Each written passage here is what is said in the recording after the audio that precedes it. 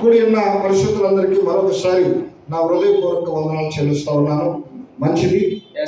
పిల్లరా, ఈ యొక్క ఉదయకాల సమయంలో మరి కొన్ని ఆత్మీయమైనటువంటి మాటలు మనం ధ్యానం చేసుకుందాం. ఆదికాండము 11వ అధ్యాయము 9వ వచనాన్ని ఒకసారి కొద్దిగా చదువుకుందాం పిల్లరా. చదువున్నాను. ఈ దేశమంతయు నీ ఎదుట ఉన్నది కదా, దయచేసి నన్ను విడిచి వేరుగా నుండుము. చాలండి. దేవుడికి స్తోత్రం. హల్లెలూయా.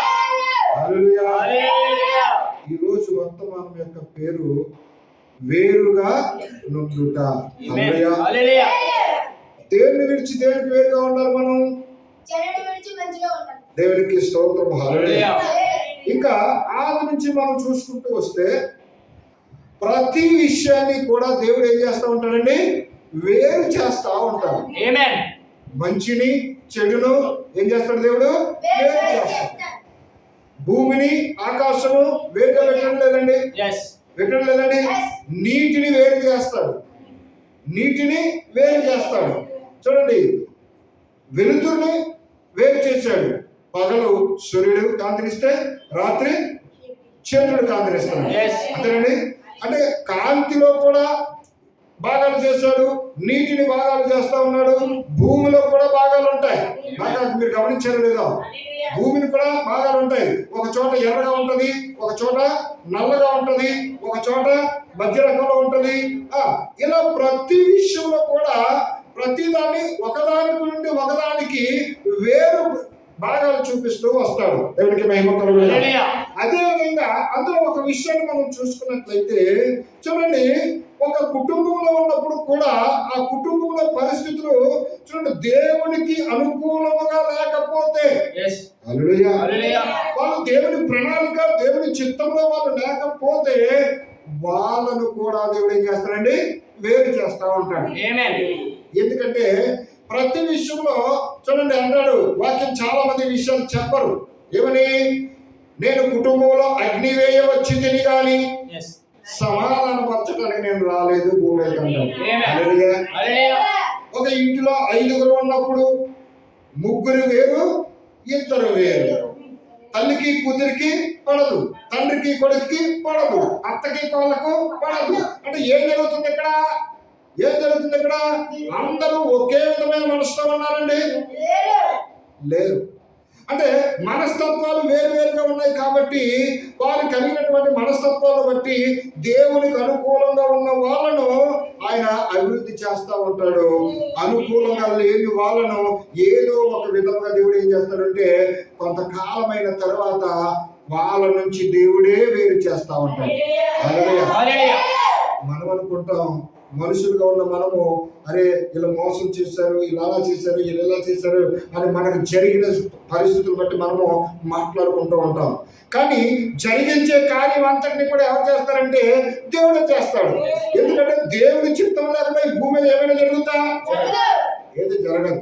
అయితే పిల్లరా, ఇక్కడ మనం గమనించినట్లయితే చూడండి, అబ్రహాము కూడా ఏమన్నాడు? తన కుటుంబం నుంచి విడిచిపెట్టి వేరుగా మాట్లాడలేదండి. తన కుటుంబం విడిచిపెట్టమన్నాడు, తన స్నేహితులను విడిచిపెట్టమన్నాడు, తన బంధువులను విడిచిపెట్టమన్నాడు, తన ఊరు తన ప్రాంతం అంతటిని కూడా విడిచిపెట్టి నేను చూపిస్తున్న దేశాన్ని నువ్వు వదిలి వస్తే నిన్ను దీవిస్తా, ఆశీర్వదిస్తా, అభివృద్ధి చేస్తా. అంటే ఇప్పుడు మనం అనుకోవచ్చు, ఒక కుటుంబంలో నుంచి విడదీసేయటము దేవుడికి ఇష్టమా? అంటే కుటుంబం కలిసి ఉంటే దేవుడు చూస్తూ ఓర్చుకోలేడా? మనుషులుగా మనం అనుకుంటాం. కానీ మనుషుల యొక్క పై రూపాలను చూస్తున్నాం, కానీ అంతరంగాన్ని మాత్రం చూసేది దేవుడే. వాళ్ళు ఎవరు ఏ పాపపు ఊబిలో ఉన్నారో ఆ పాపపు ఊబి నుంచి ఆ కుటుంబంలో ఒక పరిశుద్ధుడు ఉన్నప్పుడు ఆ పరిశుద్ధుని తప్పించాలి అంటే ఆ పాపం నుంచి దూరం చేయాలి.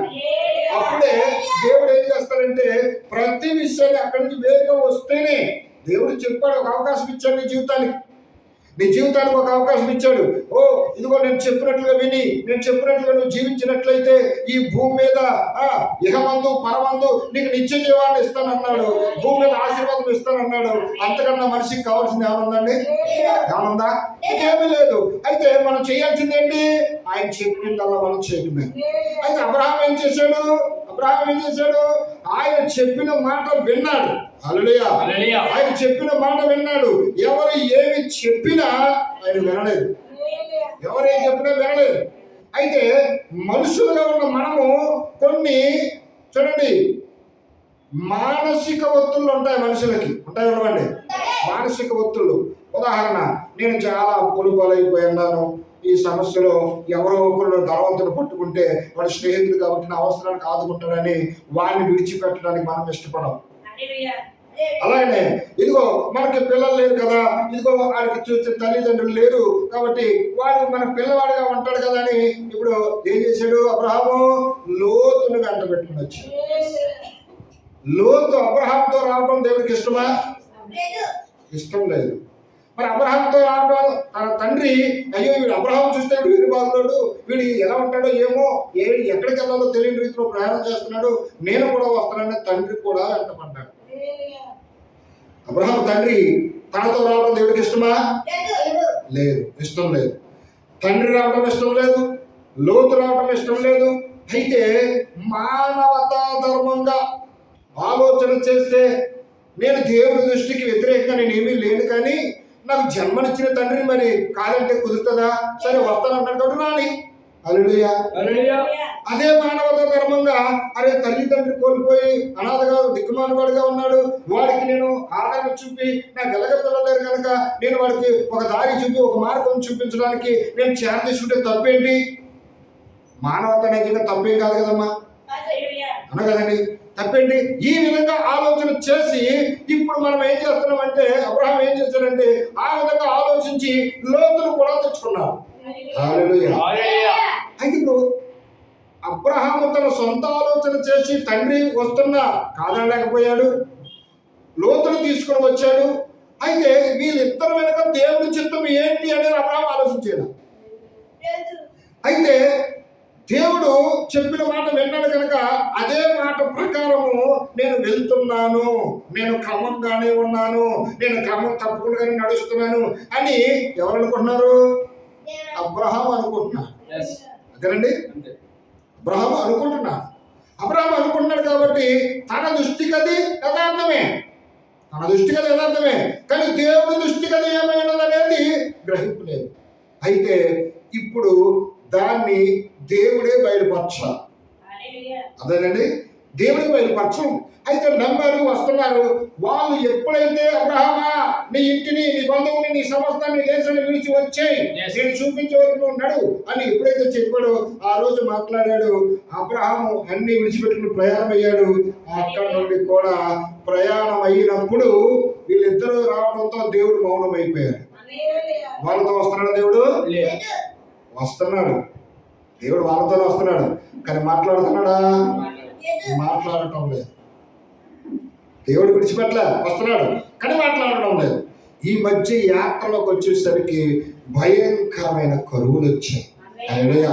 ఆ భయంకరమైనటువంటి కరువులు వచ్చేటప్పటికి పశువులకు ఆహారం లేక, సరైనటువంటి తాగడానికి నీళ్లు లేక వాళ్ళ మధ్యలో పశువులు, మనుషులు అనేక మంది చనిపోవడం కూడా జరిగింది.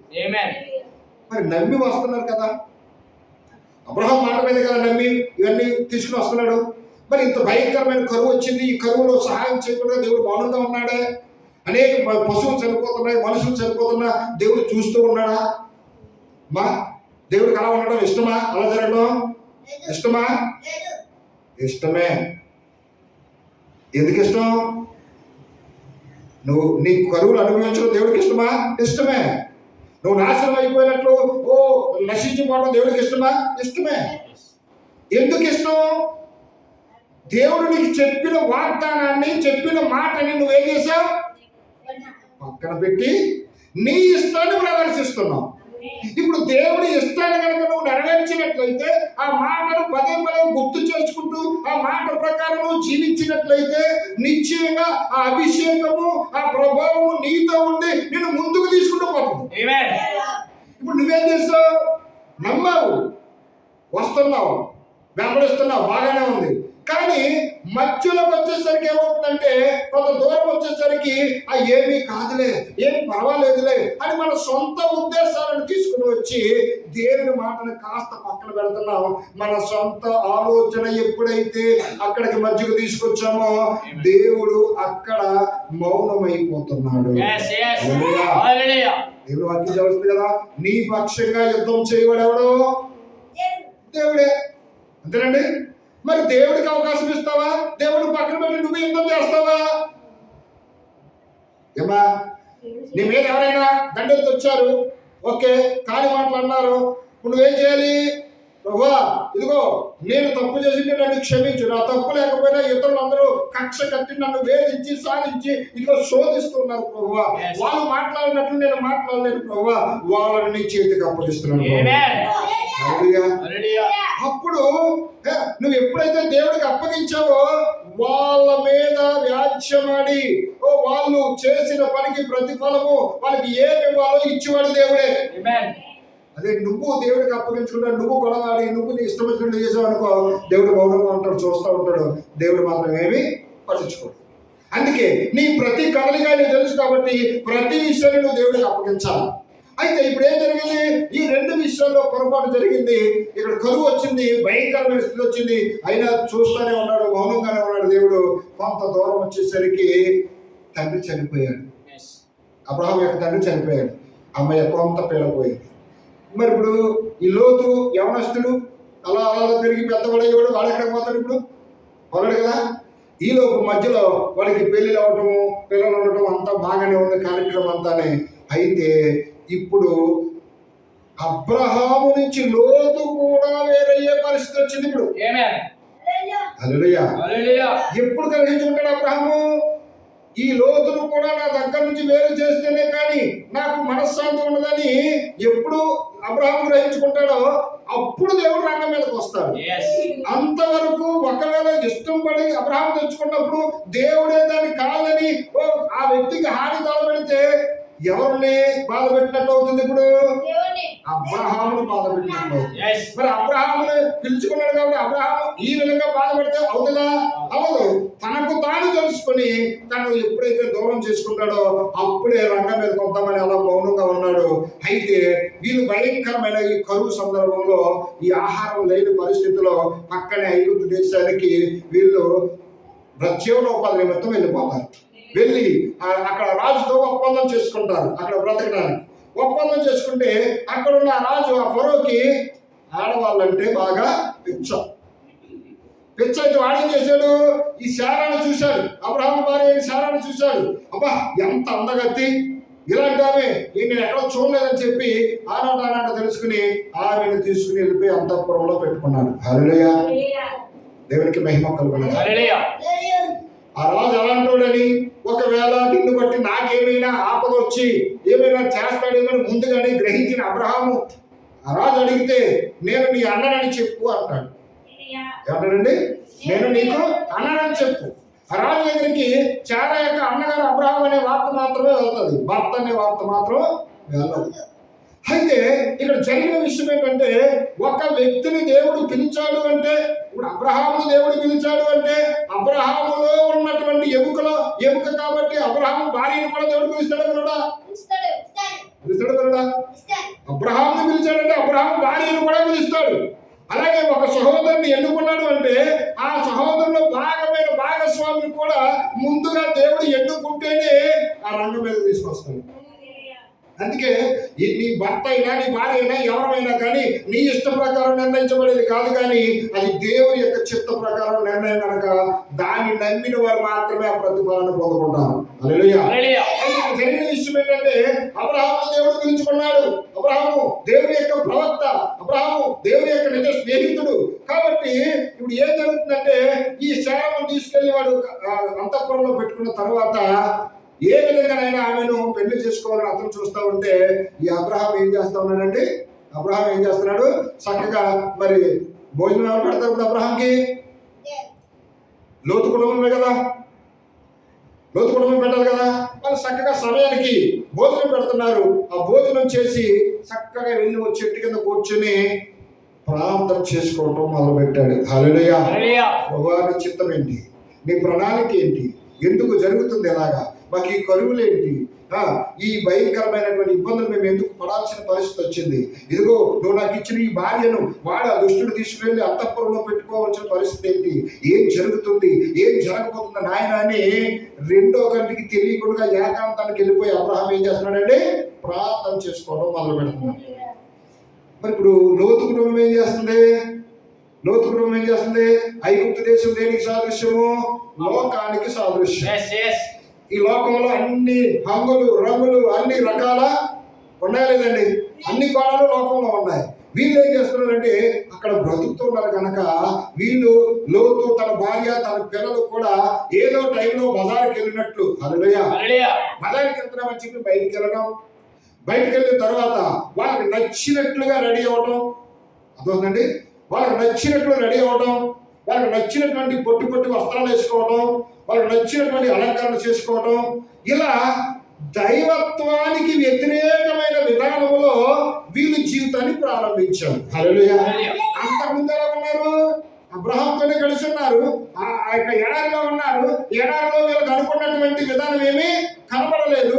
ఇప్పుడు అన్ని అనుకూలతలు అన్ని సౌకర్యాలు కనబడే ప్రదేశానికి వచ్చేసరికి అంతవరకు లోపల దాచబడిన ఈ కోరికలన్నీ బయటకు వస్తున్నాయి ఒకటి.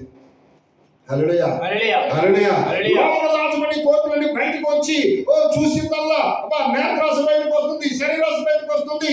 వీళ్ళ లోపల దాచబడినటువంటి కోరికలను బయట పెట్టి ఒకటి తెచ్చుకోవడం ప్రారంభించారు. హల్లెలూయా. పైగా ఇంకొక విషయం కూడా చేస్తున్నారు. అబ్రహామును ఏం చేస్తున్నారంటే శోధించటం ప్రారంభించారు. ఏమని? భార్యను చూస్తే వాడు ఎత్తిపోయాడు.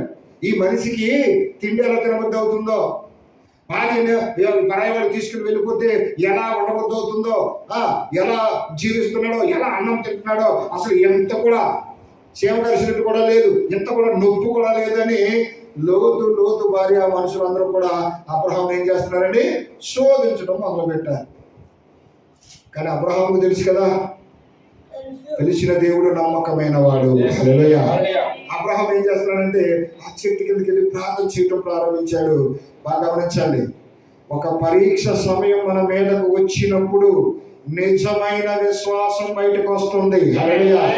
అదే మనం బాగా గమనించాల్సిన పరిస్థితి.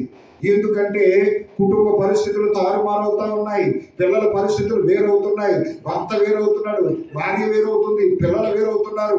వారి మనస్సులు అన్ని కూడా ఒక్క విధానంలో ఉండాల్సినవన్నీ వేరు అయిపోతూ ఎవరి ఇష్టాన్ని వాళ్ళు నెరవేర్చుకోవడానికి చూస్తున్నారే కానీ ఒకడు పెద్దరికానికి విలువ లేదు, కుటుంబానికి విలువ లేదు, కుటుంబ యజమానికి విలువ లేకుండా ఎవరి ఇష్టానికి వాళ్ళు ఎప్పుడైతే తిరగడం ప్రారంభించారో అక్కడ ఆ కుటుంబంలో ఆ సంఘంలో దేవుని చిత్తం నెరవేరుతున్నట్ట ఖచ్చితంగా నెరవేరదు. ఎందుకు? దేవుని చిత్తం ఎక్కడైతే ఉంటుందో అక్కడ సమాధానం కనబడాలి, దేవుని చిత్తం ఎక్కడైతే ఉంటుందో అక్కడ ప్రేమ కనబడాలి, ఐక్యత కనబడాలి. ఆ ఐక్యత ప్రేమ సమాధానము లేదు అంటే ఆ దానికి అర్హత లేని వాళ్ళందరినీ దేవుడు వేరు చేస్తూ ఉంటారు. హల్లెలూయా. ఇప్పుడు ఎప్పుడైతే అబ్రహాము తన భార్యను వేరే వాళ్ళు తీసుకెళ్తుంది తనకు బాధ ఉండదా? ఆ బాధ కొలది ఎవరికైనా చెప్పుకుంటే అవుతుందా? అర్థం చేసుకునే వాళ్ళు ఉన్నారా? అవమానించే వాళ్ళు ఉన్నారు, కానీ అర్థం చేసుకునే వాళ్ళు లేరు. కాబట్టి ఏకాంతంగా ఒంటరిగా వెళ్ళిపోయి వచ్చే కింద కూర్చుని ప్రభుతో పెనుగులాడుతూ ఉన్నాడు ఆయన.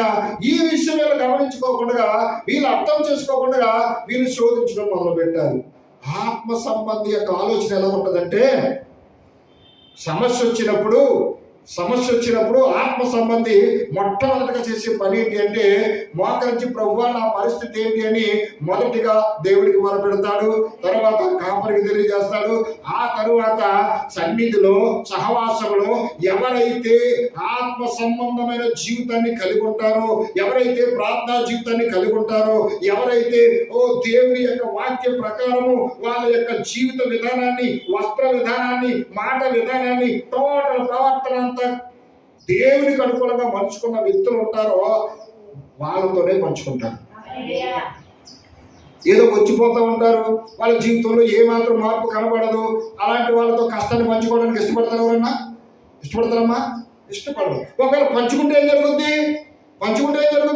అరే ఇంత కష్టం వచ్చిందా, సరే నేను తప్పకుండా ప్రార్థన చేస్తాను అని భారం వహిస్తాడా? వహించడు. పైగా పక్కకి వెళ్ళి ఏమంటాడు? వాడి స్వభావాన్ని చూపిస్తాడు. కష్టం వచ్చేసిందంట పాపం, మరి రాకపోతే ఏమవుద్ది, వీళ్ళ ఇష్టం ప్రకారం చేస్తేనే అని మళ్ళీ ఏం చేస్తాడు? ఇప్పుడు వాళ్ళని విమర్శించడానికి చూస్తాడు, కానీ వాళ్ళని అర్థం చేసుకుని ఆ బాధను పంచుకోవడానికి చూడడం.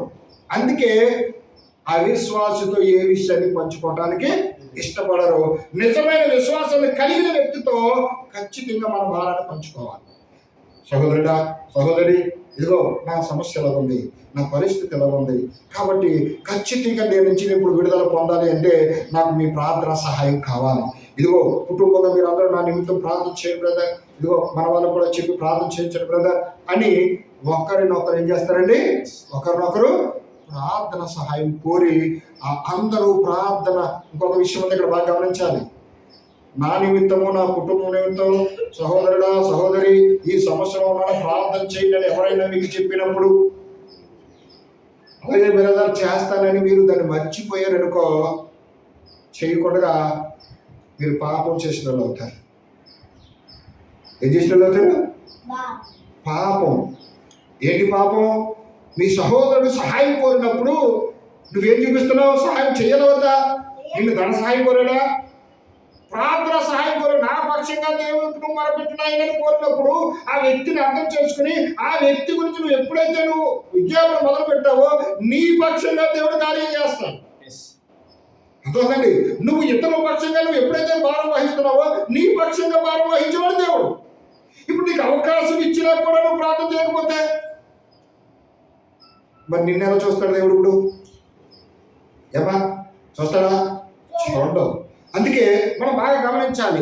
ఇప్పుడు అయితే మన లోపల ఉన్నటువంటి భావన, బాధ, ప్రతిదీ కూడా ఏమవుతుందంటే ఇక్కడ బయటకు వస్తూ ఉంది కొన్ని సందర్భాల్లో. ఈ సందర్భంలో ఇక్కడ చూసినట్లయితే అబ్రహాము ఆ చెట్టు కింద కూర్చొని ప్రార్థన చేస్తూ ఉన్నాడు.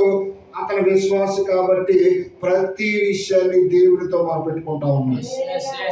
మరి ఇప్పుడు లోతు అవిశ్వాసానికి సాదృశ్యంగా ఉన్నాడు, లోక సంబంధిగా ఉన్నాడు. కాబట్టి అవన్నీ పక్కన పెట్టి చక్కగా భార్య పిల్లలు తీసుకుని వెళ్ళి సినిమాలకి, షికార్లకి వెళ్తూ అతను ఎంజాయ్ చేస్తూ ఉన్నాడు. ఇప్పుడు అంతవరకు వీళ్ళందరూ కలిసి ఉన్నారు కదా, మరి లక్షణాలు వేరుగా ఉంటున్నాయి కదా. ఇప్పుడు ఒరిజినల్ లోతు కుటుంబంలో ఉన్న ఒరిజినల్ లక్షణాలన్నీ బయటకు వస్తున్నాయి ఒకటి. అంతేకాదు, ఈ లక్షణాలు, ఈ స్వభావాలు బయటకు వచ్చిన తర్వాత ఏం జరిగిందంటే, నీకు ఏదైనా జరిగినప్పుడు అది మంచి అయినా చెడైనా నువ్వు ఎవరితో పంచుకోకుండా ఉండగలవా? ఉండలేదు. కాబట్టి అబ్రహాము గురించి మాట్లాడుకుంటూ లోతు ఏం చేస్తున్నాడంటే తన పశువుల కాపరుల దగ్గర పంచుకుంటున్నాడు.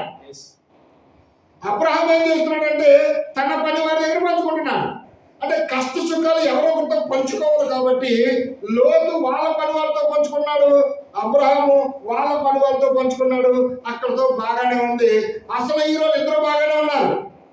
ఇప్పుడు అబ్రహాము పని వాళ్ళు, లోతు పని వాళ్ళు ఇద్దరు కలిసి మందలు మేపుకునే టైంలో మా యజమానిలాగా చెప్పుకునేసరికి అది ఒక ప్రెస్టేజీగా మారి వీళ్ళిద్దరూ కొట్టుకునే పరిస్థితి వచ్చింది. ఎవరిద్దరు కొట్టుకున్నారు? పని వాళ్ళు ఇద్దరు. అబ్రహాం పని వాళ్ళు, లోతు పని వాళ్ళు ఇద్దరు కొట్టుకునే పరిస్థితి వచ్చింది. అప్పుడు వాళ్ళిద్దరూ కొట్టుకునే సందర్భంలో ఈ తగు ఎక్కడికి వెళ్ళింది? ఇప్పుడు యజమానుల దగ్గరికి వెళ్ళింది. తగు యజమానుల దగ్గరికి ఎప్పుడైతే వెళ్ళిందో అప్పుడు వీళ్ళు ఏం చేయాలి? సమర్థించుకోవాలి కదా, సరి చేసుకోవాలి కదా. వీళ్ళు సరి చేసుకోవడానికి ప్రయత్నం చేసిన సరికాని పరిస్థితిలోనికి వెళ్ళిపోయింది తగు. ఆకలితో ఉన్నప్పుడు ఎవరైనా చెప్పినా వింటాం. ఆకలి తీరిపోయి కాస్త 4 డబ్బులు చేతిలోకి వచ్చి మంచి జీవితాన్ని మనం జీవించినప్పుడు ఎవరైనా చెప్తే వింటామా? విన్నాం. ఎందుకంటే ఒకలాంటిది శక్తి మనం కలిగి ఉన్నట్టు శక్తి ఉన్నట్టే కదా. మన శక్తి మనం ఏం చేస్తున్నప్పుడు ఎలాంటి వాళ్ళని కించిపరిచేలా చేస్తాం. ఇప్పుడు ఒకప్పుడు అందరూ కడుపు చేత పట్టుకుని వెళ్ళారు ఐగుప్తు దేశానికి. ఇప్పుడు అక్కడ చక్కగా వ్యాపారాలు చేసుకుంటూ చక్కగా జీవనాన్ని గడుపుకుంటూ వాళ్ళు సంపాదించుకున్నారు. బాగున్న టైంలో ఇప్పుడు వాళ్ళ ఉద్దేశాలు బయటకు వచ్చాయి. బయటకు వచ్చిన తర్వాత ఇప్పుడు ఈ తగు చిన్నగా ఉన్న ఈ తగు పెద్దదయ్యి పెద్ద యజమానులు ఇద్దరికి భయాన్ని తగు వచ్చి ఇడిపోయే పరిస్థితిని తీసుకొచ్చింది. హల్లెలూయా. అసలు దేవుని ప్రణాళిక ఏంటి?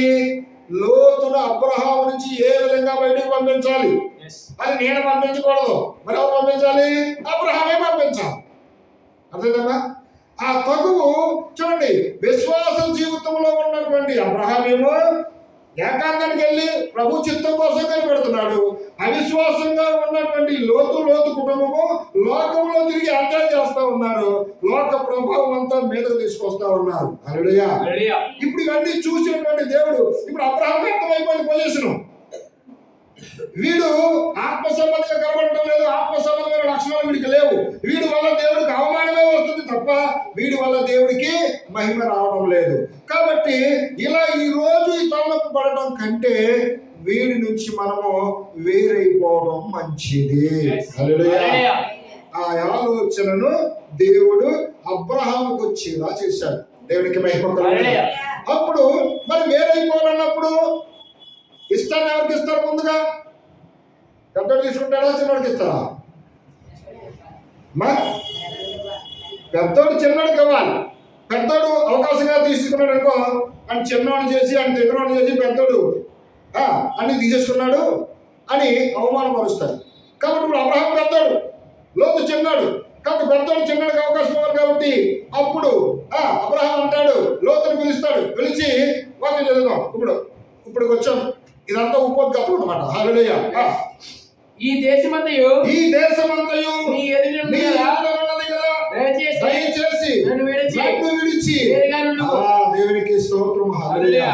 ఈ దేశమంతయు మన ఎదుట నీ ఎదుట ఉన్నది కదా, ఈ దేశమంతయు నీ ఎదుట ఉన్నది కదా, దయచేసి నన్ను విడిచి నువ్వు వేరుగా వెళ్ళిపో. ఎందుకంటే నీవు నేను కలిసి జీవించలేకపోతా ఉన్నాం. నీవు నేను కలిసి ఇంతవరకు బ్రతికాము. కానీ ఇప్పుడు ఏం పెరిగినాయి? ఆస్తులు పెరిగాయి, పనివారు పెరిగారు, మందలు పెరిగాయి. ఒకలాంటి తెలియని అహంకారం మనుషులకి కనబడుతుంది. ఇంతకు ముందు మనం సర్దుకుని బ్రతుకున్నట్లుగా ఇప్పుడు సర్దుకోలేకపోతా ఉన్నాం. హల్లెలూయా. సర్దుకోలేకపోతా ఉన్నాం. కాబట్టి నీవు వేరుగా ఉంటే మంచిది, నేను వేరుగా ఉంటే మంచిది. కాబట్టి నువ్వు చిన్నవాడు కాబట్టి నీకే ఆ అవకాశం ఇస్తున్నానని చెప్పి ఇప్పుడు అంటున్నాడు. నీవు ఎడమ తట్టునకు వెళ్ళిన ఎడల నేను కుడి తట్టునకు వెళ్ళదని చెప్పగా. హల్లెలూయా. హల్లెలూయా. ఏమన్నాడు అబ్రహాము లోతుతో? నీవు నేను కలిసి ఉండటానికి కుదరదు. నువ్వు కుడి తట్టుకు వెళ్ళావనుకో, నేను ఎడమ తట్టుకు వెళ్తా. నువ్వు తూర్పుకి వెళ్ళావనుకో, నేను పడమటికి. నువ్వు ఉత్తరానికి వెళ్ళావనుకో, నేను దక్షిణానికి. కాబట్టి నీకు ఏది అవకాశమో ఏది ఇష్టమో మొట్టమొదటి నువ్వే కోరుకో.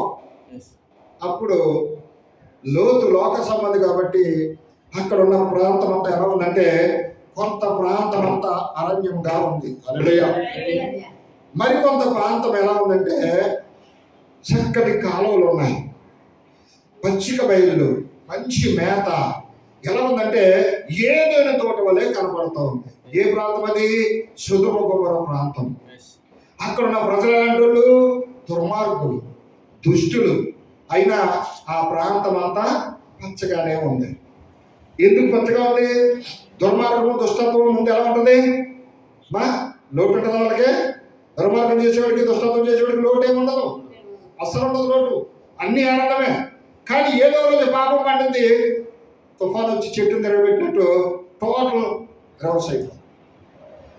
ఎన్నాళ్ళు గూడు కట్టుకున్నాడో, ఎన్నాళ్ళు సంపాదించాడో అది కొన్ని సంవత్సరాలు బట్టి రాజయోగం అనుభవించవచ్చు. అది క్షణాల్లో తిరిగిపోయినట్టు రోజుల్లో వారాలు గడవక ముందే నేల కూలిపోతుంది. ఎప్పుడు ఎలా మారిపోతుందో ఎవరికి తెలియదు. అదే నీతి మార్గం అయితే ఎలాంటి తుఫాను వచ్చినా అది నీతితో కూడదు కాబట్టి దాన్ని తాకనేది కూడా తాకు, అది అలా నిలబడే ఉంటుంది ఎప్పుడు కూడా స్థిరస్థాయిగా. అయితే ఇక్కడ జరిగిన విషయం ఏంటంటే ఆ పాపంతో కూడినటువంటి ఆ సొదొమ గొమొర్రా పట్టణం వైపు పచ్చని కనపడుతుంది కాబట్టి ఈ లోతు స్వార్థపరుడుగా ఉండి ఏం చేశాడంటే నా గొర్రెలు బాగోవాలి, నా గొర్రెలు బాగుంటేనే కదా అవి గడ్డి తిని బాగా బలిస్తేనే వాటికి బొచ్చు పెరుగుతుంది, ఆ బొచ్చుని కత్తిరించుకుని నేను వ్యాపారం చేయొచ్చు, ఇంకా మాంసం చేయొచ్చు, తోళ్ళు వ్యాపారం చేయొచ్చు, అన్ని విధాలుగా బాగోవాలంటే ముందు పచ్చిక బయలు బాగోవాలి, ఆ ప్రాంతం బాగుంది నేను అక్కడికే వెళ్ళిపోతా. ఆ మనుషులు ఎలాంటి నాకు పర్లేదు కానీ నాకు అది కావాలని చెప్పి ఆ ప్రాంతం ఎన్నుకుని అక్కడికి వెళ్ళిపోయారు. మరి ఇప్పుడు అబ్రహాం ఉన్న ప్రాంతం ఎలా ఉంది? నీరు లేదు, గడ్డి లేదు, ఎడారి ప్రాంతంలో కనబడుతూ ఉంది. చదవండి కిందకి. లోతు తన కన్నులెత్తి ప్రాంతమంతటిని చూచెను. యెహోవా సొదొమ గొమొర్రాను పట్టణములను నాశనము చేయక మునుపు సోయరుకు అనంతయు యెహోవా తోట వలెను ఐగుప్తు దేశము వలెను నీళ్లు పోవు దేశమై ఉండెను. కాబట్టి లోతు తమ యొర్దాను ప్రాంతమంతటిని ఏర్పరచుకొని గుంపుగా ప్రయాణం చేశాడు. అట్లు వారు ఒకరికి ఒకరు వేరైపోయిరి. హల్లెలూయా. ఇంతవరకు ఎలా ఉన్నారండి? కలిసి ఉన్నారు. ఇప్పుడు ఏమైపోయారు? వేరైపోయారు. తర్వాత చదువు. వేరైపోయింది 12. చూడండి, అబ్రాహాము కానానులో నివసించాడు. లోతు ఆ మైదానమందున్న పట్టణంలో ప్రదేశంలో కాపురముండి సొదొమ దగ్గర తన గుడారము వేసుకొనెను. సొదొమ మనుషులు దుష్టులను యెహోవా దృష్టికి బహు పాపులై ఉండి లోతు అబ్రహామును విడిచిపోయిన తరువాత యెహోవా ఇదిగో నీ కన్నులెత్తి ఉన్న చోట నుండి ఉత్తర తట్టుకు, దక్షిణ తట్టుకు, తూర్పు తట్టుకు, చూడుము. హల్లెలూయా, హల్లెలూయా. మొట్టమొదటిగా ఏ స్వరముతో అబ్రహామును పిలిచాడో అదే స్వరముతో మళ్ళా ఇప్పుడు మాట్లాడుతున్నాడు. హల్లెలూయా. అర్థమైందమ్మా? బాగా అర్థం చేసుకుంటారా? లోతు ఉదాహరణ అనుకుందాం, మన వరాల బాబు తిమోతి వయసులో ఉండొచ్చు. ఇప్పుడు అబ్రహామును పిలిచాడు.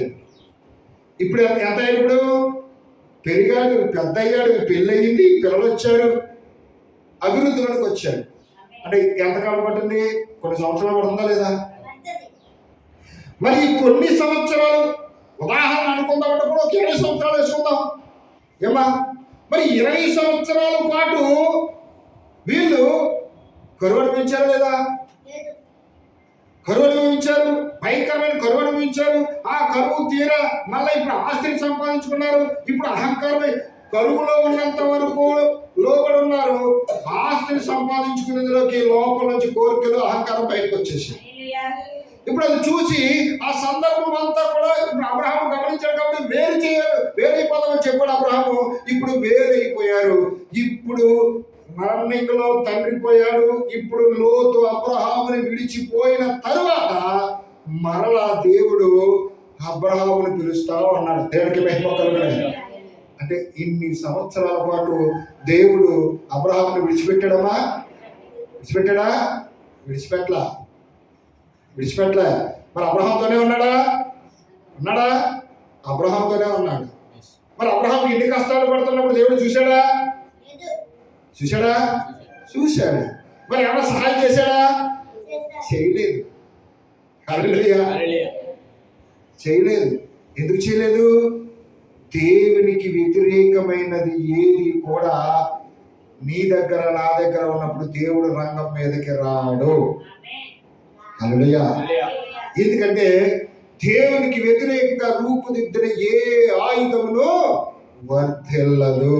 హల్లెలూయా. ఇప్పుడు ఆ వ్యతిరేకంతో ఉన్నది, అవిశ్వాసంతో ఉన్నది, దేవుడు ఇష్టపడది ఆ లోతును ఎప్పుడైతే అబ్రహాము నుంచి వేరైపోయిందో ఇప్పుడు మాట్లాడాడు దేవుడు.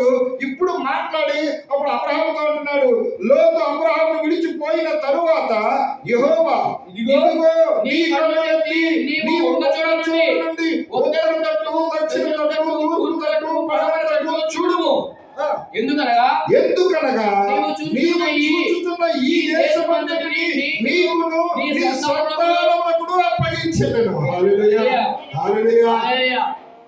ఇప్పుడు ఒరిజినాలిటీలోకి వచ్చాడు. మళ్ళా దేవునికి మహిమ కలుగును. ఇప్పుడు అదే దేవుడు పిలిచి, ఇదిగో నువ్వు చూస్తున్నటువంటి ఈ దేశం అంతా ఉన్న కాడ నుంచి 4 దిక్కులుగా చూడు, ఈ ప్రాంతం అంతటిని నీకును నీ సంతానమునకును ఇస్తున్నాను. హల్లెలూయా, హల్లెలూయా. ఇప్పుడు ఎంత కరువు అనుభవించాడో దాన్ని మించిన ఆశీర్వాదం వచ్చిందా లేదు? ఇప్పుడు అమ్మా వచ్చిందా లేదండి? అంటే మనం ఆశీర్వాదం పొందుకోవాలి అంటే కొన్నాళ్ళు మనము శ్రమలు, కరువులు, బాధలు ఖచ్చితంగా అనుభవించాలి. అవన్నీ ఎందుకు అనుభవించాలి అంటే తెలుసో తెలియకో మనము అప్పుడప్పుడు తప్పటడుగులు వేస్తూ ఉంటాం కదమ్మా. మనం వేసిన తప్పటడుగులకు ప్రతిఫలంగా ఆ ఉగ్రత, శిక్ష మన మీదకు వస్తుంది. కాకపోతే ఇది నేను చేసిన తప్పును బట్టి, తప్పిదప్పును బట్టి నా మీదకు వచ్చిందని మనం అనుకోం. కానీ ఏదో అనుకుంటూ దాన్ని గ్రహించకుండా మనం ముందుకు వెళ్ళిపోతూ ఉన్నాం. పైగా అనుకుంటాం, నేను కూడా 5 సంవత్సరాల నుంచి, 10 సంవత్సరాల నుంచి, 20 సంవత్సరాల నుంచి నేను మానక చర్చికి వెళ్తానే ఉన్నాను, దేవుడి సన్నిధికి మానకుండా వెళ్తున్నాను, మానకుండా దశభాగం పెడుతున్నా, మానకుండా కానుకలు ఇస్తున్నా, మానకుండా మీటింగ్లో పాల్గొన్నా, ప్రతి దానిలో నేను పొందుతున్నాను, అయినా నాకు శోధన తప్పటం లేదు అని అనేక మంది బాధపడే వాళ్ళు ఉన్నారు. ఇంకా చెప్పాలంటే బహిరంగంగా ఇతరులతో చెప్పే వాళ్ళు కూడా ఉన్నారు. అసలు ఎందుకు ఇలా జరుగుతుంది, నా పట్ల ఎంత విశ్వాసం ఉన్న నా పట్ల ఎందుకు ఇలా జరుగుతుందని ఒక్క క్షణం నువ్వు ఆలోచన చేస్తే అప్పుడు నువ్వు ఎక్కడ తప్పిపోతున్నావో, ఎక్కడ కోల్పోయావో అది దేవుడు నీకు బయలుపరుస్తాడు. కానీ మనం కనిపెడుతున్నామా? మనం కనిపెట్టము. కానీ మనం ఏం చేస్తామంటే నిందలు వేయటానికి మనం చూస్తాం. అయితే దీని యొక్క సారాంశం వల్ల మనం తెలుసుకోవాల్సిన విషయం ఏంటంటే, దేవునికి వ్యతిరేకమైనది ఏది మన దగ్గర ఉన్నా, ఏంటండి, దేవునికి వ్యతిరేకమైనది ఏది మన దగ్గర ఉన్నా దేవుడు మాత్రము మనతో సహవాసం చేస్తాడు, కానీ కార్యాన్ని మాత్రం చెయ్యడు. హల్లెలూయా. అంటే ఇప్పుడు మనం ఏం చేయాలి? దేవునికి వ్యతిరేకమైనది నాలో ఏముంది, మనలో ఏముంది కాదు. హల్లెలూయా. మనలో ఏముంది అంటే నేను మర్చిపోయాను, కాబట్టి నా గురించి నేను ఆలోచించాను. మరి ఇంకేం చేస్తాను? నీలో ఏ లోపం ఉంది, నీలో ఏ లోపం ఉంది అనేది వెతకడానికి చూస్తాను. అవునా కాదంటారా? కాబట్టి మనం ఆలోచించుకోవాల్సింది ఏంటి? మనలో ఏ లోపం ఉన్నది కాదు, నాలో ఏ లోపం ఉన్నదని నువ్వు ఎప్పుడైతే వెతుక్కోవడం ప్రారంభిస్తావో, ఎప్పుడైతే నీ అవిధేయతకు గల కారణం ఏంటని నువ్వు వెతుక్కోవడం ప్రారంభించినప్పుడు దాన్ని దేవుడు నీకు బయలుపరుస్తాడు. దాన్ని తప్పించుకునే మార్గాన్ని కూడా దేవుడు నీకు చూపిస్తాడు. హల్లెలూయా, హల్లెలూయా. మరి ఎంతకాలము లోతు అబ్రహాముతోనే ఉన్న ఆ శారమును ఆయన ఎత్తుకుని వెళ్ళకపోతే, హల్లెలూయా, ఈ అబ్రహాము ఏకాంత ప్రాంతానికి వెళ్ళకపోతే, అదే సమయంలో ఈ లోతు ఈ లోక ప్రభావాన్ని చూపకపోతే వాళ్ళు వేరే పరిస్థితి వస్తుందా? రాదు. ఇప్పుడు మనలో కూడా చూడండి, చాలా మంది విశ్వాసుల యొక్క నిజ స్వరూపం ఎప్పుడు వస్తుందంటే, మానక ప్రతి వారము సంఘానికి బైబిల్ పట్టుకుని చక్కగా వస్తారు, పాటలు పాడతారు, ప్రార్థన చేస్తారు, సమర్పణ జీవితం కలిగి ఉంటారు, అంతా బాగుంటుంది. వాళ్ళ ఇంటికి సంబంధించి ఏదైనా ఫంక్షన్ వచ్చేసరికి బీరువాలో దాచిపెట్టి మళ్ళీ వేదన వచ్చేస్తారు. అవునా కదండి? బీరువాలో తీసేసి ఇది దేవుడికి వ్యతిరేకమైన నాకు వద్దని చెప్పి తీసేసినటువంటి వ్యక్తులు ఇప్పుడు ఏం చేస్తున్నారంటే, ఆ ఫంక్షన్ వచ్చేసరికి వాళ్ళ ముందు నేను తలదించుకునే పరిస్థితి తెచ్చుకోకూడదని చేసి ఇప్పుడు దేవుడిని కాస్త పక్కన పెట్టి ఆ బీరువాలో తీర్చే మీద తగిలి చేస్తారు. మరలా లోక సంబంధిగా దర్శనమిస్తారు. మనుషుల దృష్టిగా అక్కడ ఉన్న వాళ్ళు కొత్త వాళ్ళు కాబట్టి వాళ్ళకి తెలియకపోవచ్చు. నీ సంఘస్థుల కళ్ళు నువ్వు కప్పవచ్చు, మరి దేవుడి కళ్ళు కప్పగలవా? మరి దేవుడు చూస్తున్నాడు కాబట్టి ఖచ్చితంగా ప్రతిఫలం ఇస్తాడే కూడా. మరి నువ్వేం తలపెడితే కార్యం జరుగుతుంది. కాబట్టి దేవుడికి అయిష్టమైనది ఏమైనా సరే మన దగ్గర ఉంటే మొట్టమొదటిగా మనం ఆలోచించాల్సిన విషయం ఏంటంటే దాన్ని వెతికి వెతికి తీసి దూరంగా పడేయాలి. హల్లెలూయా. అప్పుడు నువ్వు దేవుడిని అడగడం కాదు, అబ్రహాం అడిగాడా దేవుణ్ణి? అబ్రహాం దేవుణ్ణి అడగడా? తనకు ఆటంకంగా ఉన్నది ఎప్పుడైతే నువ్వు వేరైపోని లోతుతో చెప్పి లోతును వేరు చేశాడో, హల్లెలూయా, ఇప్పుడు దేవుడే రంగం మీదకి వచ్చి అబ్రహామా అని పిలిచి అబ్రహాంతో చెప్తున్నాడు, తూర్పు తట్టు, పడమర తట్టు, ఉత్తర తట్టు, దక్షిణ తట్టు, నీ ఇష్టం కన్నులెత్తి చూడు, ఇదంతా నీకు నీ సంతానానికి గిఫ్ట్ గా ఇస్తా. మరి అబ్రహాం ఆశీర్వదించిన దేవుడు మనం ఆశీర్వదించడా? అయితే మనం చేయాల్సింది ఏంటంటే దేవుడికి అయిష్టమైనది ఏముంది మనలో ఉందా, మన కుటుంబంలో ఉందా, ఎక్కడ ఉంది, ఎలా ఉంది, దాన్ని వెతకాలం వెతికి దాన్ని తీసి విడిచిపెట్టినప్పుడు ఆశీర్వాదాన్ని మనం పొందుకుంటాం. దేవుడికి మహిమ కలుగును. త్వరగా మరియు నీ సంతానమును భూమి మీద నుండి రేణువుల వలె విస్తరింపజేసేదను. ఒకడు భూమి మీద నుండి రేణువులను లెక్కింపగలిగిన యెడల నీ సంతానమును కూడా లెక్కింపవచ్చును. నీవు లేచి ఈ దేశం యొక్క పొడవును వెడల్పును దానిలో సంచరించుము, అది నీకు ఇచ్చెదనని అబ్రాహాముతో చెప్పాడు.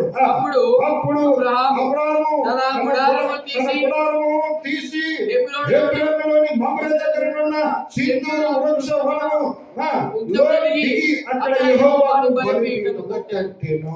హల్లెలూయా. ఇప్పుడు దేవుడు ఖచ్చితంగా ఒక ఆర్డర్ ఇచ్చాడు, గుర్తించాడు, చెప్పాడు. అక్కడ ఆ సింధూర వనం దగ్గర మమ్రే దగ్గర గుడారం వేసుకుని ఇప్పుడు అక్కడ కాపురం మొదలు పెట్టాడు, దేవుడిని ఆరాధించడం మొదలు పెట్టాడు. అక్కడ నుంచి దేవుడు అంచెలంచెలుగా ఏం చేశాడంటే అభివృద్ధిని దయచేశాడు.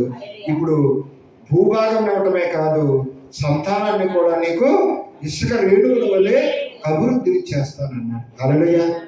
మరి దేవుడు ఇప్పుడు వచ్చిన ఇవన్నీ అబ్రహాము దేవునికి ఇష్టడుగా మారినప్పుడు, అంతేనమ్మా.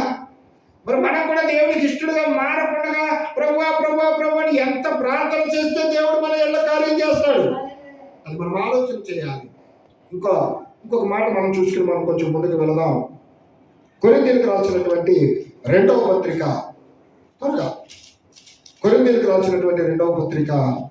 6వ అధ్యాయము 14వ వచనం నుంచి చదువుకుందాం. త్వరగా తీయడమ్మా. మీరు అవిశ్వాసులతో జోడిగా ఉండకుడి, నీతికి దుర్నీతితో ఏమి సాంగత్యము, వెలుగునకు చీకటితో ఏమి పొత్తు, క్రీస్తునకు బెలియాలతో ఏమి సంబంధము, అవిశ్వాసితో విశ్వాసికి పాలెక్కడిది, దేవుని ఆలయమునకు విగ్రహాలతో ఏమి పొందిక, మనము జీవము గల దేవుని ఆలయమై ఉన్నాము, అందుకు దేవుడు ఇలాగ సెలవిచ్చుచున్నాడు, నేను వారిలో నివసించి సంచరించును, నేను వారి దేవుడై యుందును, వారు నా ప్రజలై యుందురు. హల్లెలూయా, హల్లెలూయా. ఇప్పుడు బయలుదేరమ్మా. చూడండి, మీరు అవిశ్వాసులతో విజ్ఞానులుగా ఉండకుడి, నీతికి దుర్నీతితో ఏమి సాంగత్యము. దేవుడు అడుగుతున్నాడా లేదండి? అడుగుతున్నాడు లేదా? నీతికి దుర్నీతికి ఏమైనా సంబంధం ఉంటుందా? ఉండదు కదా. నీతి వేరు, దుర్నీతి వేరు. నీతి ఎప్పుడు మంచిని కోరుకుంటూ ఉంటుంది, అది దేవునికి సాదృశ్యం. దుర్నీతి చెడ్డ సాక్ష్యాన్ని కోరుకుంటుంది, చెడ్డ పనులు కోరుకుంటుంది, అది దుష్టునికి సాదృశ్యం. ఇప్పుడు ఒక దుష్ట సంబంధి, ఒక ఆత్మ సంబంధి కలిసి ఉండగలుగుతారా? రెండు కత్తులు ఒక వరలో ఇముడుతాయా? ఇవ్వనప్పుడు ఒకే ఓట నుంచి తీపి నీరు, చేదు నీరు వస్తాయా? రావు కదా. అలాంటప్పుడు చూడండి, ఇక్కడ ఖచ్చితంగా మాట్లాడుతున్నాడు దేవుడు, మీరు విశ్వాసులతో జోడిగా ఉండకుడి అంటే ఎవరి గురించి మాట్లాడుతున్నాడు? మీరు అవిశ్వాసులతో జోడిగా ఉండకండి. మీరు విశ్వాసులు అనుకోండి, అవిశ్వాసులతో మీరు ఎలా ఉండాలి?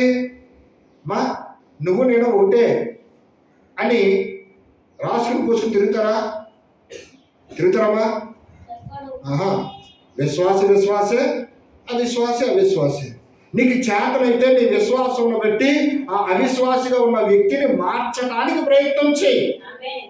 నువ్వు ఎంత ప్రయత్నం చేసినా అతనిలో ఆమెలో మార్పు లేనప్పుడు నీవుగానే ఉండు, నేనుగానే ఉంటాను అన్నట్లుగా నువ్వు వేరుపరుచుకుంటూ ఉంటే తప్ప ఇద్దరు కలిసే ఉండి మన ఇష్టం వచ్చినట్లు చేస్తాము అంటే దేవుడు దాన్ని అనుమతించాడు.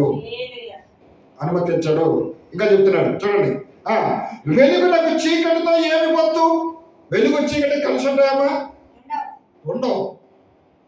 వెలుగు వేరు. వెలుగును చూడగానే చీకటి అంత దూరం పారిపోదు.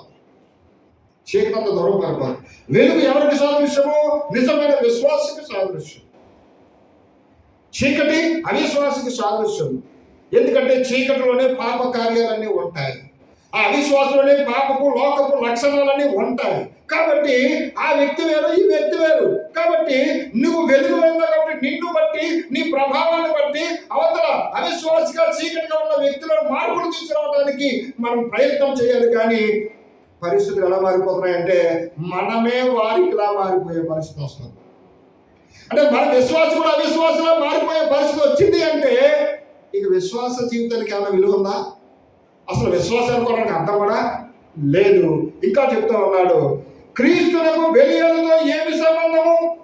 అవిశ్వాసతో విశ్వాసికి పాలెక్కడది? దేవుడి ఆలయమునకు విగ్రహాలతో ఏమి పొందిక? మనము జీవము గల దేవుడి ఆలయమై ఉన్నాం. హల్లెలూయా. మనము జీవము గల దేవుని ఆలయమై ఉన్నాం, అవునా కదండి?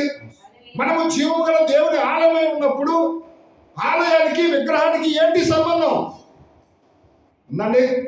ఆలయానికి విగ్రహానికి సంబంధం ఉందా? లేదు. అసలు ఏంటి విగ్రహం? ఆలయాన్ని అలంకరించడానికి, అందంగా ఉండడానికి రకరకాల విగ్రహాలన్నీ కూడా తీసుకొచ్చి పెడతారా? హల్లెలూయా. పెడుతున్నారు. మరి ఇప్పుడు జీవము గల దేవుని ఆలయమైన ఈ శరీరం మీద కూడా మనం కూడా ఇంకా అందంగా కనబడడానికి, దేవుడిచ్చిన అందం సరిపోకుండా ఇంకా అందంగా కనబడడానికి మన మీద కూడా విగ్రహాలు తెచ్చి పెడుతున్నామా లేదమ్మా? ఏమా ఏంటి ఆ విగ్రహాలు? మా గడి చెప్పాలి. లేనిపోని అన్ని అదే ఏంటవి? దేవునికి స్తోత్రం. హల్లెలూయా. ఇది జీవము గల దేవుని ఆలయం అయితే ఈ ఆలయం మీద కూడా విగ్రహాలు తెచ్చి పెడతా ఉన్నాం. ఏంటి అంటే నిగ్రహము లేని విగ్రహాలు. ఏంటి అంటే అలంకరణలో కూడినవన్నీ ఇవన్నీ కూడా విగ్రహాలే. నీ మనసు ఎక్కడుంది? దేవుడి మీద ఉందా? విగ్రహం మీద ఉందా? విగ్రహం మీద. ఎందుకు విగ్రహం మీద ఉంది? దేవుడు అంటే సరైన అవగాహన విగ్రహం మనకు లేదు కాబట్టి. అబ్రహాము అదే విధానంలో కొంతకాలం సాగిపోయాడు. దేవుని మాట విన్నాడు, ఇల్లు కథలు వచ్చేసాడు. అయ్యో పాపమని జన్మనిచ్చిన తండ్రిని వదలేక తండ్రిని వెంట పెట్టుకున్నాడు. అయ్యో తల్లిదండ్రులను దిక్కుమాలి వాడని వాడిని వదలలేక లోతుని వెంట పెట్టుకున్నాడు. వాళ్ళ ఇద్దరు ఉన్న కారణం చేత అష్ట కష్టాలు పడింది. ఇప్పుడు అబ్రహాం పడలేదా? ఇప్పుడు కూడా విశ్వాస జీవితంలో అవిశ్వాస జీవితం ఇక్కడే కనపడుతుంది. మనం ఎంత విశ్వాస జీవితంలో కలిగి ఉన్నామని చెప్పుకున్నా దేవుడికి అయిష్టమైనది అనడం లేదండి. జీవము గల దేవుని ఆలయానికి విగ్రహాలతో ఏంటి పొందిక? ఏంటి సంబంధం? క్రీస్తుకు దెయ్యానికి ఏంటి సంబంధం? అంటే దేవుడికి దెయ్యానికి ఏంటి సంబంధం? అవిశ్వాసికి విశ్వాసికి ఏంటి సంబంధం? పాలెక్కడ అడుగుతున్నాడు లేదా? వాక్యమేనా? దేవుడు మాట్లాడుతున్నాడా? ఇంకా చెప్పాలంటే అసలు విగ్రహం జోలికి పోవద్దు, ఆ వస్తువుల జోలికి, అలంకరణ జోలికి పోవద్దు అనడానికైతే చాలా బైబిల్ రిఫరెన్స్ ఆధారాలు కూడా ఉన్నాయి.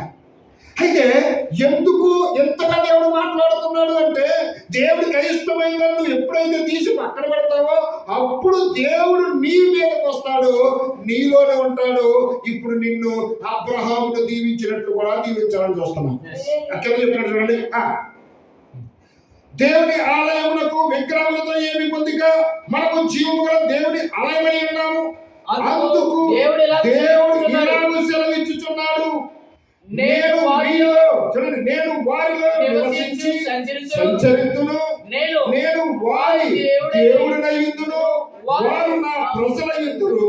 కావున మీరు వారి మధ్యలో నుండి బయలువెళ్ళి ప్రత్యేకముగా ఉండుడి. అపవిత్రమైన దానిని ముట్టకుడని ప్రభువు చెప్పుచున్నాడు.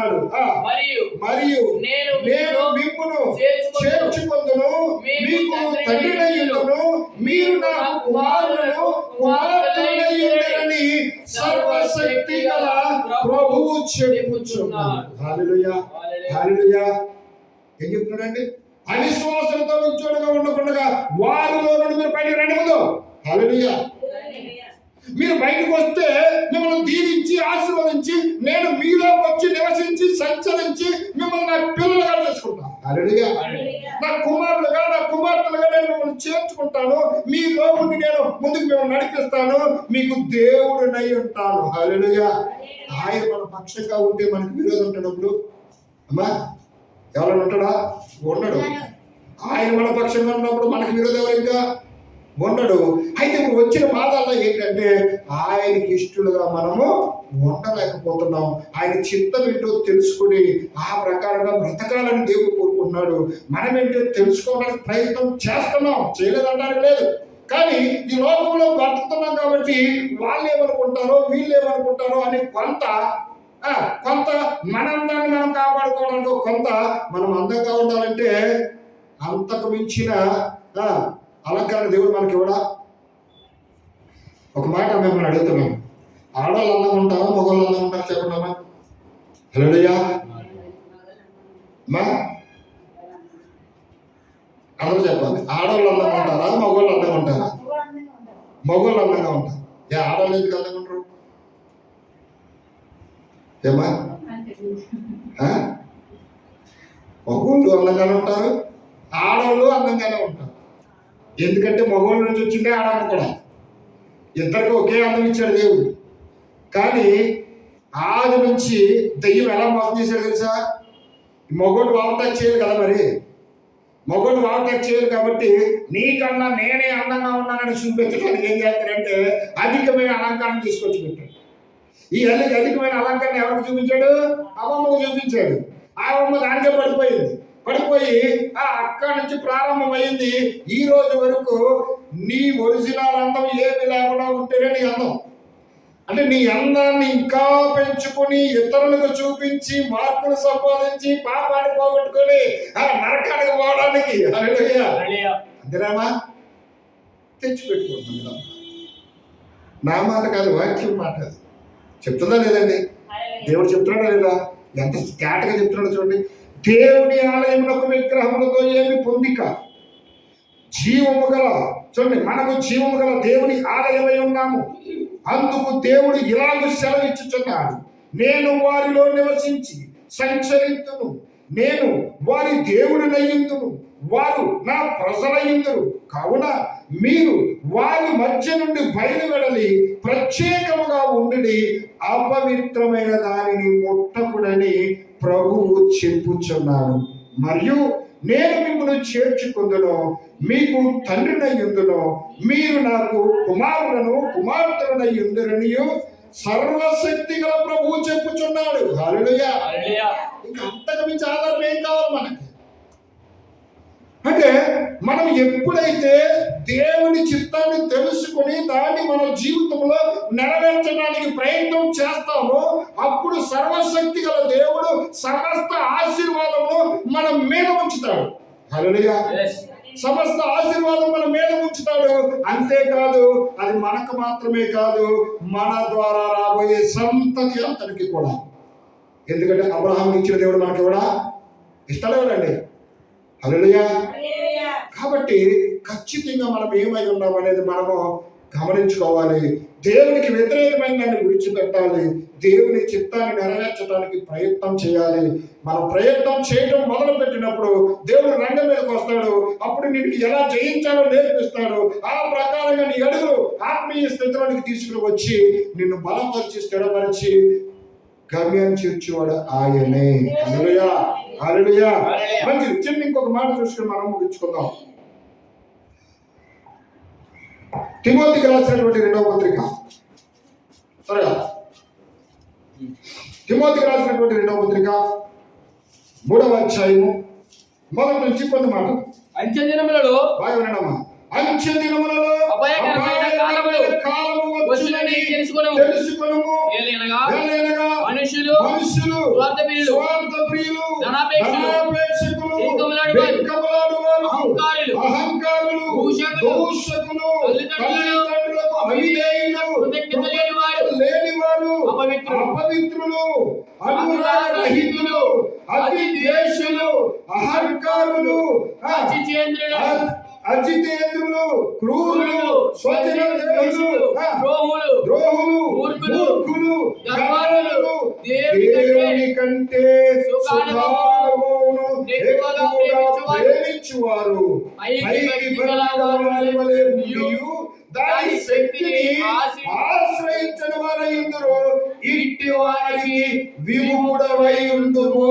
హల్లెలూయా, హల్లెలూయా. ఈ లక్షణాలు కలిగిన ప్రజలందరూ ఎక్కడుంటారంట? అంచె దినాలలో ఉన్నారు. మనం ఎక్కడ ఉన్నాం ఇప్పుడు? అంచె దినాలలోనే ఉన్నామా లేదండి? ఖచ్చితంగా అంచె దినాలలోనే ఉన్నాం. ఇంకా చెప్పాలంటే అంచె దినాలు కాదు, అంచె దినం అంతమయ్యే అంచున నిలబడి ఉన్నాం మనం. ఎందుకంటే ఎక్కడ చూసినా యుద్ధాలు, కరువులు, భూకంపాలు చూస్తూ ఉంటే ఒళ్ళు గగ్గురు పడిచేంత భయము మన కళ్ళ ముందు కనబడతా ఉంది. అరే, ఇంత భయంకరమైనటువంటి పరిస్థితులు మన కళ్ళ ముందు కనబడుతున్నాయి కదా. ఓ, దేవుని యొక్క చిత్తము నెరవేర్చే సమయం వచ్చింది. ఆయన రాకడ సమయాన్ని సమీపించబోతున్నాము. కాబట్టి మనము భయముతోనైనా భక్తి చేయాలి అనే భయము ఎవరినైనా కనబడుతుందా? లేదు, కనబడటం లేదు. ఎందుకు కనబడటం లేదు? మనుషులలో లోకాశలు ఎక్కువైపోయాయి, లోక ప్రభావం ఎక్కువైపోయింది. అందుకే ఎన్ని లక్షణాలు ఉన్నాయో చూపించాడు చూడండి ఇక్కడ. ఈ ప్రజలందరూ అంత్యకాలంలోనే ఉన్నారు. హల్లెలూయా.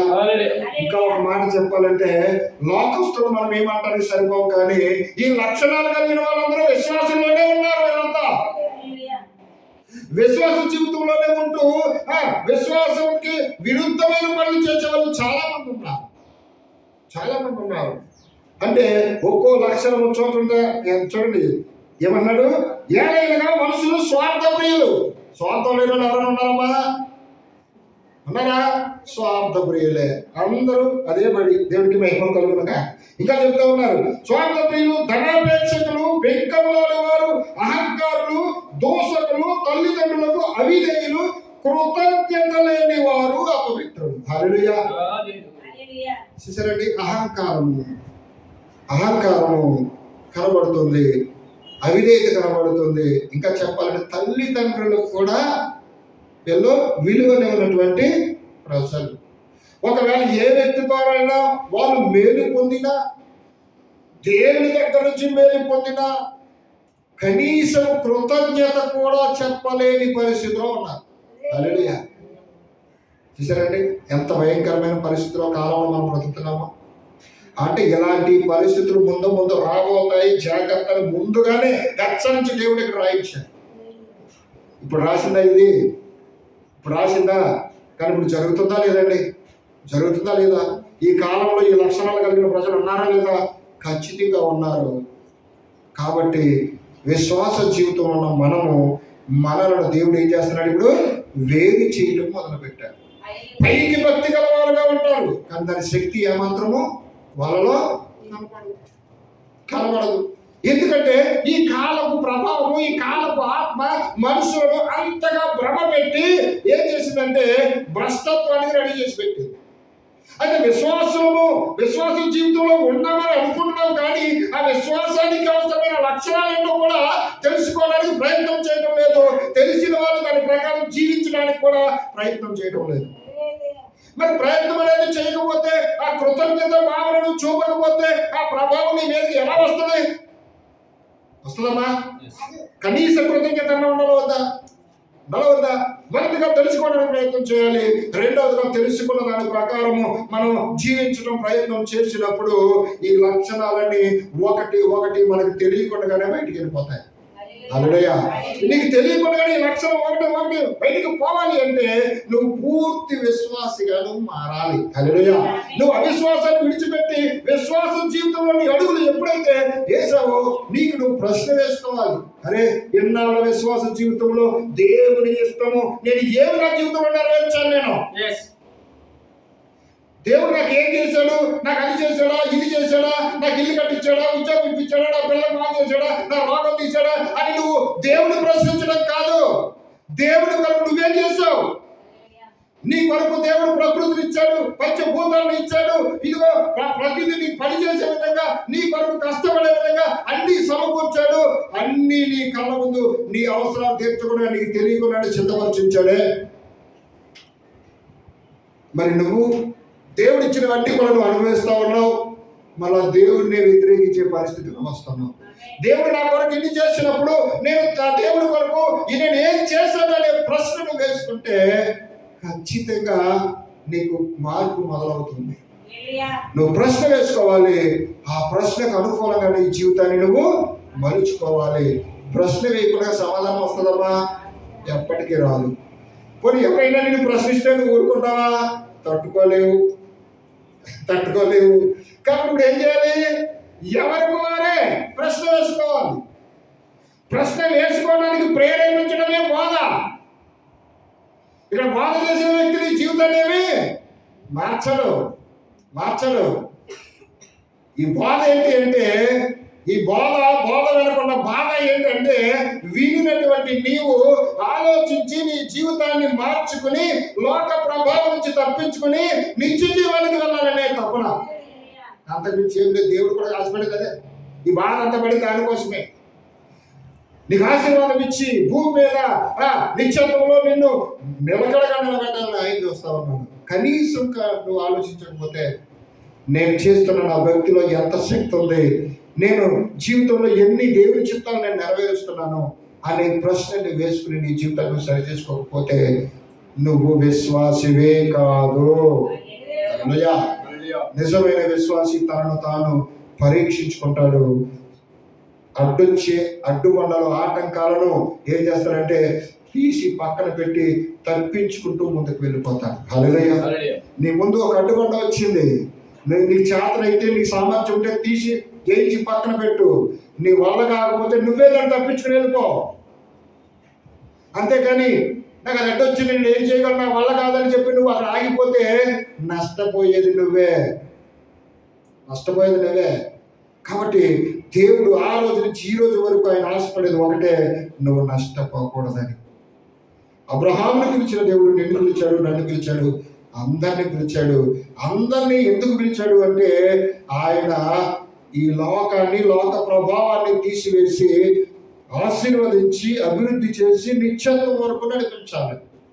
ఈ భూమి మీద ఆయనకి సాక్షులుగా నువ్వు బ్రతకాలి. ఈ భూమి మీద ఆయన సాక్షిగా ఆయన పిల్లలుగా నువ్వు వేలుబడి చేయాలి. ఈ భూమిని స్వతంత్రించుకుని తన చిత్తాన్ని ఇక్కడ నెరవేర్చాలి. అది ఆయన ఉద్దేశం. మనకు తెలియకుండానే అవకాశం ఇచ్చాం, అర్హత ఇచ్చాం.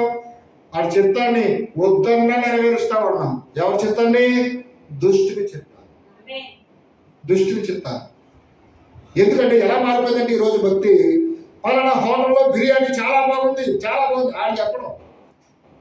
ఒకసారి తిన్న పాపానికి 100 మంది నువ్వే చెప్తావు. కానీ ఆ ప్రయత్నం ఏదో ఆడికి చేసే బదులు పలానా షాపులో బట్టలు బాగున్నాయి, పలానా షాపులో బిర్యానీ బాగుంది, పలానా షాపు అది బాగుంది, ఇది బాగుందని వాడి నీకు రూపాయి ఇవ్వకపోయినా వాడి గురించి ఉచిత సువార్త ప్రకటించి పబ్లిసిటీ చేస్తావు. కానీ నువ్వు నమ్మిన దేవుని గురించి నీకు నువ్వే చెప్పు, నీ పిల్లలకు చెప్పు, నీ ఇంట్లో వాళ్ళకి చెప్పు, నీ ఇరుగు పొరుగు వాళ్ళకి చెప్పు. మరి ఎలా? ఇలా ఇది చెబితే నిత్య జీవం వస్తుంది. అది చెప్తే నీకేమొస్తుంది? ఏమ్మా?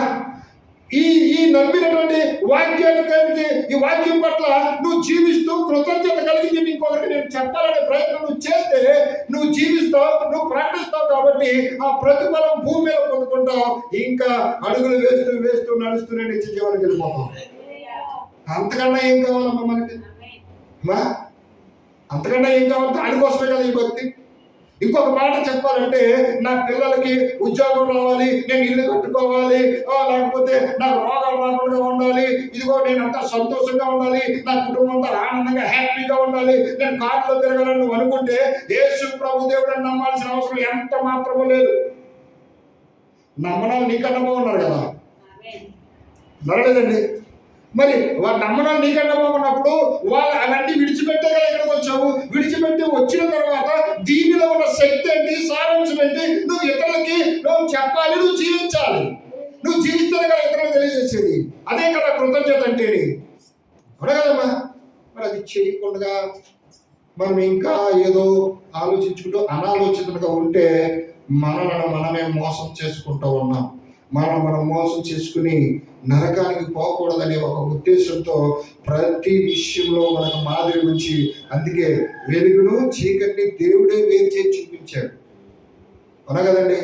మరి దాన్ని మనం చూసుకోవాలి కదా. రెండు కలిసి ఉంటాయా? ఉండవు కదా. కాబట్టి ఇది చీకటి సంబంధము, ఇది లోక సంబంధము, ఇది ఆత్మ సంబంధము, ఇది జీవం. కాబట్టి ఇదిగో జీవం గల దేవుని కుమార్తెని కాబట్టి ఈ లోక సంబంధము, ఈ పాప సంబంధము ఇది నాలో ఉండకూడదు. అందుకే ఒక మాట దైవజనుడు అన్నాడు, నువ్వు లోకంలో ఉండాలి కానీ నీ లోపల లోకం అనేది కనపడకూడదు. హల్లెలూయా. యేసు ప్రభు జీవితంలో జరిగిందా లేదండి? ఈ లోకంలోకి వచ్చాడు, ఈ లోకంలో పాపం అనేది అంటకుండా బ్రతికాడు, మనకు మార్గం చూపించాడు. ఆయన వచ్చిన పని పూర్తి చేసి వెళ్ళిపోయాడు. ఆయన వెంబడిస్తున్న మనం కూడా అదే చేయాలి. ఇప్పుడు అందుకు మాదిరే ఆ యొక్క చెరువులో తామర పువ్వులు చూపించాడు, అందుకు మాదిరే ఆ సముద్రంలో చేపలు చూపించాడు. ఇంకా ఎన్నో ఉన్నాయి. ఆ చేప సముద్రంలో పుట్టి సముద్రంలో పెరిగి సముద్రంలో బయటకు వస్తుంది, కానీ ఆ ఉప్పుని ఎంత కూడా అనిపించుకోదు. ఉంటుందా ఉప్పు? ఉండదు. ఎందుకు? తనకు అతీతంగా బ్రతుకుతుంది, తన ప్రత్యేకతను చూపించుకుంటుంది. ఆ బురదలో పుట్టింది, బురదలో పెరిగింది. ఆ తామర పుష్పము ఆ ఆకు మీద చుక్క కూడా పడినాం. ఎందుకు ఇవన్నీ? అది ఆ బురదంతా లోకము, నేను ఆ లోకంలో ప్రత్యేకమైన దానిని అర్థమైందండి చూపిస్తుంది. ఆ పువ్వు శరీరం అయితే ఈ చేప ఆత్మ సంబంధం, నీ ఆత్మకు సాదృశ్యం. అది నీ శరీరాన్ని, అది శరీరాన్నం కోరుకుంటుంది. అది శరీరాన్నం కోరుకునేది పువ్వు. మరి చేప నీ ఆత్మకు సాదృశ్యం. కాబట్టి నీ ఆత్మకు శరీరానికి లోకాన్ని అంటించకుండా ప్రత్యేకంగా బ్రతకటం కోసమే నువ్వు వేరుగా ఉండు. హల్లెలూయా. అందుకే దేవుడు చూసి చూసి సమయం వచ్చిన తర్వాత అబ్రహాముకు గ్రహింపునిచ్చాడు. అబ్రహామే అంటున్నాడు, ఒరే బాబు, ఇక నీకు నాకు కుదరదు నాయన, నువ్వు నా నుంచి వేరైపోతే మంచిది అని చెప్పి లోతును వేరు చేశాడు, దేవుని దగ్గర చేసుకున్నాడు. మనం కూడా మన జీవితంలో కూడా ఒకవేళ అబ్రహాము చేసినట్లుగా అనాలోచితమైన కార్యాలు మనలోనూ ఉంటాయి. ఎందుకంటే మనం కూడా మనుషులమే. కాబట్టి అలాంటిది ఏమంటే ఒక్కసారి మనకు మనమే వెతుక్కుని దాన్ని తీసి దూరంగా పరవేసి ఆ దేవుని చిత్తాన్ని ధరించుకుని మనం సాక్షిగా జీవించాలని ఆశిస్తూ ఈ మాటలు ముగిస్తా ఉన్నాం. దేవుడి మాటలు దీవించిన కాక దేవునికి స్తోత్రం. హల్లెలూయా.